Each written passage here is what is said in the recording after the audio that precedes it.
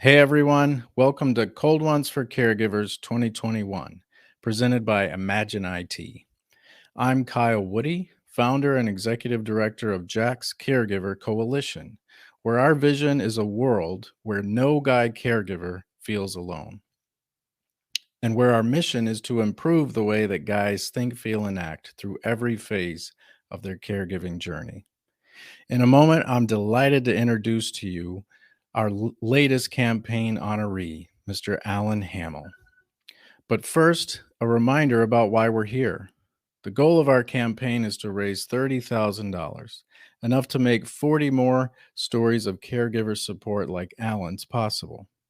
We're currently at 37% of our goal, and we need your help to close the gap. Any amount moves us closer to that goal. You can join us for the main event in person at 612 Brewery in Minneapolis, or from wherever you are online, starting at 1 p.m. on September 18th.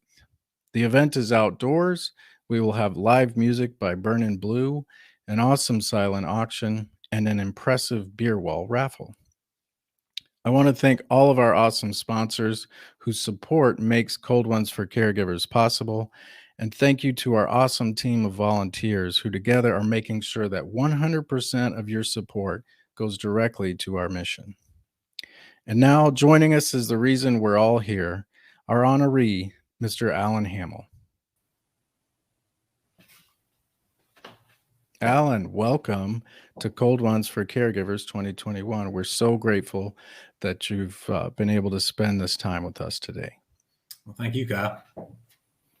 And so I'm going to just start with kind of an open-ended question. Like, tell us a little bit about yourself. All right. I'm a father of two, and I am a project manager and formerly an engineer in my career. I like spending my time, like so many Minnesotans, up at the lake and whenever I possibly can, and behind a boat and fishing if possible, catching sometimes. Yeah. So yeah, how I got involved with Jack's was in April. My wife was diagnosed with stage 4 lung cancer, and fairly quickly was, had an outpouring of support from people, and one of them kind of linked me into the Jack's community, and so I got involved pretty much right away with this group. Yeah, and that was pretty recently, right? Like we're sitting here at the end of August. Was that March? The diagnosis?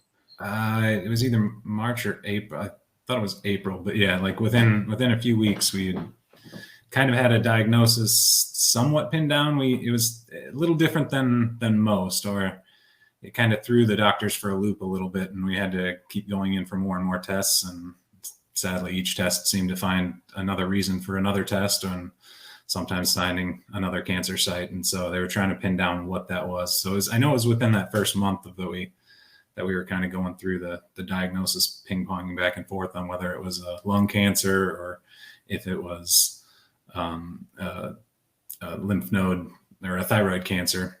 And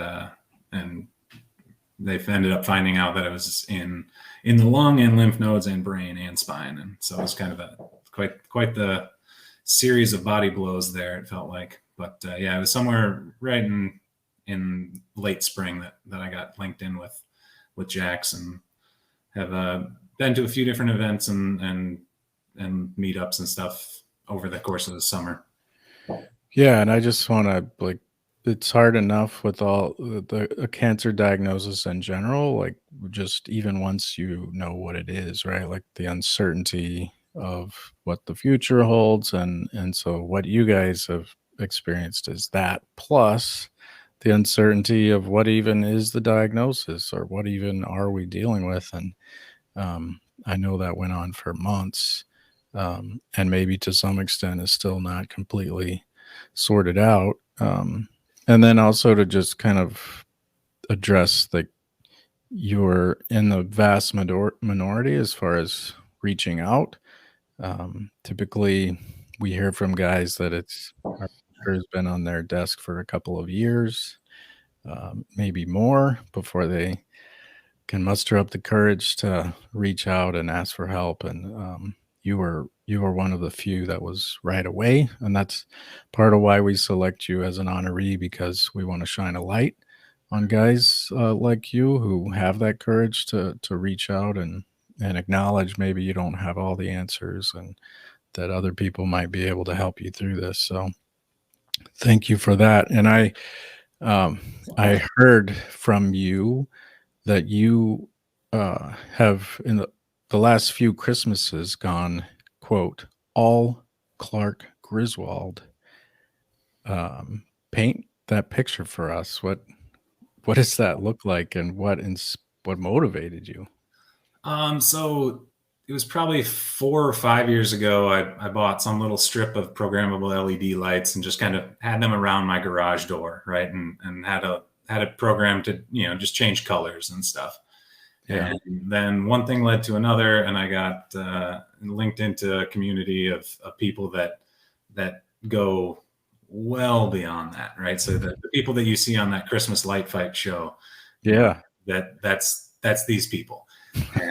And so now I've got thousands of LEDs on my house every Christmas, and they're all timed to music, and it's pretty cool because you don't have to do everything yourself. Like you can share your sequences with others, so plenty of people are sharing theirs. So it's still a lot of work, but it's not 100% me doing it. I'm learning from other people when I do that, and so each year it just kind of grew a little bit to having that Christmas tree that is made of all LEDs, and then, outlines on the roof and snowflakes and whatnot. So last year was the first year that I kind of put it out there on Nextdoor and a few other places to kind of advertise it.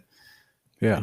Just a little bit. And, way more than the previous years, had cars lined up, every night of the week, just listening over their car radio and seeing the lights for the various songs and stuff. So it's kind of nice. I really enjoyed, right after Thanksgiving, I would have, all the neighbors over and some friends and family, and kind of do a little unveiling, similar to what you see in the Christmas, in that Clark National Family, was it National Lampoon's Family Vacation, where it's, he puts the lights together, and unfortunately for him, it doesn't work out. So currently, I haven't had any huge problems like that. But that's awesome.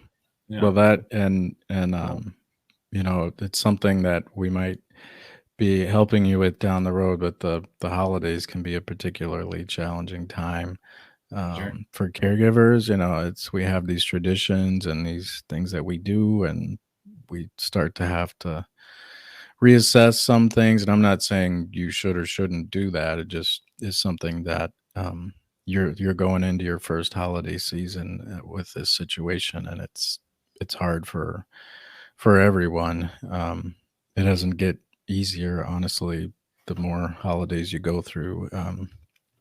At least that's been my experience. But so can I sign you up to untangle Christmas strands? And you can. Yeah. How are you with a soldering iron when I need to? I wouldn't trust me with any power tools, especially if they involve high heat. But I will do my best, and I learn fast. So all right. You put me on the assembly line, and I'll figure it out. That would be, and I know one of our other members is one of these persons that has like 18 totes of things in his attic that come down for that. But yeah, so I'm wondering too, Allan, what and you're new to this, right? Like relatively new. But what so far has been the most challenging part of the role of a caregiver for you? I think for me, it's trying to figure out, aligning my mood with my wife's. Like there's times where somebody's down and needs to be pulled up. There's times where you just need to be down together, and if you're in the mode of cheerleader, rah, rah, we're going to fight this, we're going to beat this. And they just, sometimes they need to hear that. And sometimes they don't, they just need to work through where they're at. And same for me. And having those times where you're lined up is great. And when they're not, I feel like the caregiver needs to be the flexible one to, realize where their spouse is at and be able to adapt to it. And so that can be tough, because there's times where you feel you need to be strong, and you're not feeling strong at that time. That's right. And that's a really not well understood thing by those who've never experienced caregiving, right? It's hard to articulate what that's like when maybe you feel that you're being called to be strong, like you said, right? And you're feeling like the weakest thing on the planet, and you have to fake it, right? Or that's the feeling we have. Mm-hmm. And, or those moments where I've heard it described like you just got to crawl down in the foxhole sometimes and just be in there with them rather than pulling them out, trying to pull them out of it, which a lot of caregivers or, people like even people that love and care about you, right, Alan? Like if they feel sometimes they might feel you're in the foxhole and they want to pull you out of it. They don't, they, it takes a different kind of person to be able to crawl down in there and just sit in the puddle. And sometimes, and oftentimes, that's what us caregivers are being asked to do. Um, so yeah, that's definitely a key challenge. I guess it's one of those things, right? It's like balance. You just keep striving for it, and you never maybe ever get there, but it's like a true north kind of goal, like to find that perfect balance. Um, and you haven't been a caregiver for long, but certainly with the intensity of what you guys are going through, you've learned a lot already. If you could go back to Allan in March or whenever that diagnosis came, like what would you tell Allan that you've learned? Yeah, that's tough to pin down, because like right now I feel like it's like I'm climbing a mountain or running a race, and I don't know how long it is or how high that mountain is.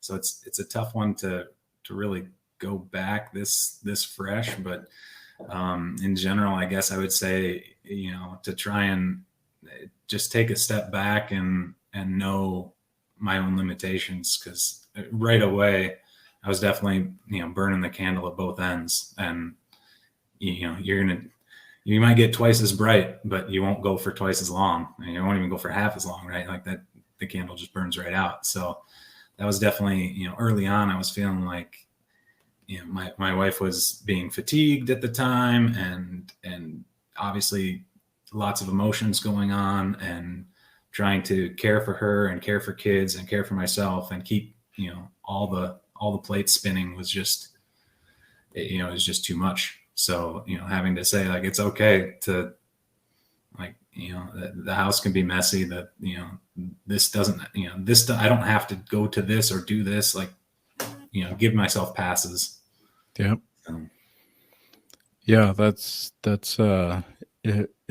I've heard it said you don't need to set yourself on fire to keep your family warm. And I think that's what most of us end up doing, right? Like we just burn out because we feel like we're the keystone of every conversation, and we have to be at every appointment. Um and yeah, you eventually realize that, like you said, you're a finite resource. And so that's for any of those newer caregivers out there listening to this, just keep that in mind. And be easy on yourself. You're still going to have those days where you look at that and go, yeah, I totally caught fire that day. Like that one was ugly. And that's okay. That's part of it too. um so, I want to pause briefly and just remind our audience again why we're here. Um, it's it's our Cold Ones for Caregivers campaign. We do this every fall, and our goal is to raise $30,000, which would create the ability to support 40 more caregivers like Allan for a year. On average, it costs us $750 to to take care of one caregiver for an entire year. And so that's how we come up with that number. And every donation is important, whether it's $5 or $5,000. Every single one moves us closer to our goal. And with that, Allan, I'm wondering, like, the really, really hard stuff. Like, how do you cope with that stuff? Like the stuff that's just, if her unsolvable problem kind of stuff. Like, you mentioned taking care of yourself. Well, how do you do that? What's your strategy? Sometimes it's lowering expectations. As sad as it sounds, like that's just what has to happen. But I do give myself, one night a week I play volleyball, and we're still going up to the lake and taking time for family and kind of slowing things down as best we can and as we need to. But when the tough things happen too, just trying to be okay with how things are. Like, this wasn't my fault. This wasn't my wife's fault. Don't try and put things on extra weight on our shoulders. And, it's tough. There's plenty of guilt. Like, there's guilt of accepting help. There's guilt of when things, we've had some good news along the way too. And there's times like, all right, am I jinxing it if I tell people? Does it feel like the help that we received, if this just disappeared tomorrow, like, were we frauds? It's like, no, that'd be great. That's what everybody wants. But you have this like guilt of, I don't know if it would be considered survivor guilt or what, but like, it's almost like you have guilt when bad things happen and guilt when good things happen. And so trying to have grace with just allowing yourself to be okay with where things are. And, especially when good things happen too, like, let it happen. So, right. And believe it, right? Like so I'm sure you have a hard time after you've been through something so traumatic, like anything good that comes along. Like, you were getting just uppercuts left and right. And then it was like, oh, some good news. And it's like, you probably can't, like, no, I can't allow myself to believe in that, because then I'll just get decked again. Yeah. You don't want to set yourself up just to get knocked down. But because, like you said, you're lowering expectations, right? You're lowering them left and right. Like, you're just trying to keep yourself from getting that whole thing out of whack. Yeah, it took us a couple days to post a caring bridge after we found out that, like, the drugs that my wife and I are on, they reduced the brain cancer to undetectable levels. We still have the others to deal with, but it was like, it took us a while to work it up to be able to even share that, which is bonkers to anybody else. But yeah, well, I'm like this. It's almost like the cosmos is gonna, like, realize that we snuck by it for a second and then, like, get back to us or something. Yeah. And even just, that sharing part, right? Like, so many people, I think, don't know what it takes to process some of this information and kind of like communicate it out. I know in my own story, it was just like, people are up my butt to know the latest about all the things. And I'm like, I'm still trying to work through it. Like, you get all these reports and it's coming at you from every direction. And every time you go through and communicate it, you relive it, right? Like, if mom calls you, so now you're back, you go back there, you're back in the office listening to the oncologist, and it's traumatic. And it's like, so I hope everyone listening knows to be patient and allow you guys, whether it's good or bad news, to work through it. And kudos to you for using Caring Bridge and having that, that way to get the word out, because folks that are calling everyone and texting everyone, like, that's a really, really tough way to go about it. Especially if you have a pretty large network. Yeah. I heard When did you start printing chicken arms with your 3D printing? Was this a coping strategy, or was this like a No, this caregiver thing? predated that. So I think I mentioned I have been an engineer in my previous career, and so I've been looking at 3D printers for years, just like, oh, that'd be nice. I'm not much of a computer aided drafting, CAD person. I was more in the electrical computer engineering side of things than the mechanical, but it was always seemed really cool to be able to just create what you want and then hit print and there it goes. And so I had a friend who ended up buying one, and I hadn't been really looking closely, but he was like, it's only $200 now. And I was like, oh, okay, I'm in. So I was this was like right at, within a month or two of kind of all the pandemic lockdown stuff. And so I had a little bit of time where I could be working, and then, I could, occasionally take a peek to see if the print was still working or if it was turning into some rat's nest of things and getting out of sync. But so I was just printing some things on my own, but after just putting things up online and just real simple stuff, somebody came to me saying like, I want to print these, because we'd seen someone else that did this. So these chicken arms were not my idea. And it was kind of a gag Christmas gift. You wanted T-Rex, yeah, chicken arms. These are little T-Rex arms. Like, yeah. I'll show. Yeah, I'll send you a picture. Maybe we can throw it in there. And so he wanted to give this to his brother-in-law who had chickens as kind of a gag Christmas gift. And I said, if you can find the file, I can print it up just as easy as going to Kinko's and printing off something that was 2D. So he did that. I printed him up a couple, and he sent me back some photos of things. So that's what I use as my example of the most absurd thing that I've printed up, which I'd say like, that's probably hard to top. That'd be really hard to top. Yeah, like a bunch of chickens with T-Rex arms, like that's got to be on YouTube. I'm gonna search it.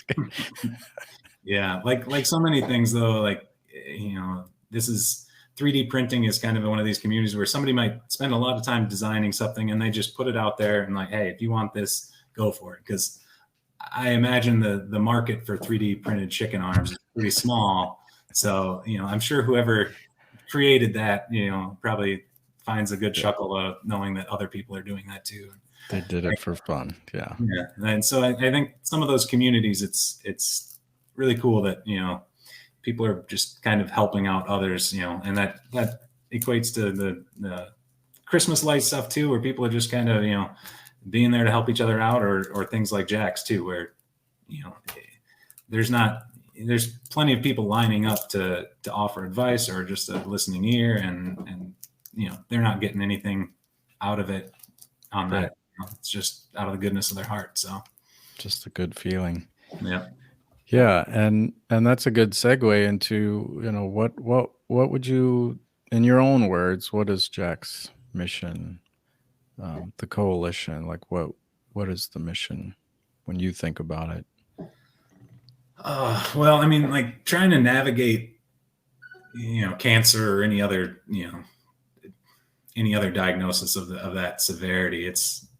It's hard. Everybody says, oh, each diagnosis is different.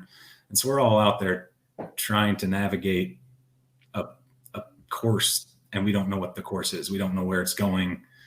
And so to try and figure that out on your own is tough. And especially when it's not you. I mean, like for myself, in general, I like to think of myself as a problem solver, and there's some problems that don't have, a solution that's your standard type of solution. This is one of them. This is something you deal with, and you're going to be there to, maybe solve small problems along the way, but it's a path that you're just going to have to endure through. And so it's really nice to have somebody there that can help guide the way a little bit, or be there to just know that, they've been through something similar. And with that, we'll call it a wrap. I want to thank everybody for watching, and thank you for your support. We know that with your help, we can hit our goal.